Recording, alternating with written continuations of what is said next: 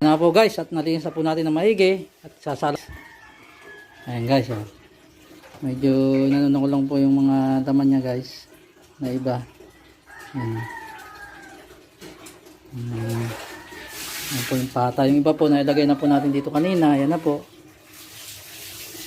Ayan. Ito, ilalagay na po natin isang lahat guys. Pata ng baka guys.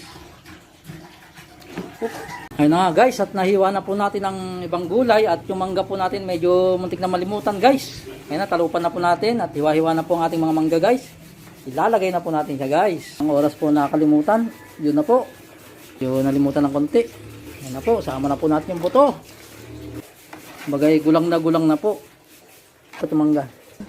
Ayun guys, malinaw na malinaw.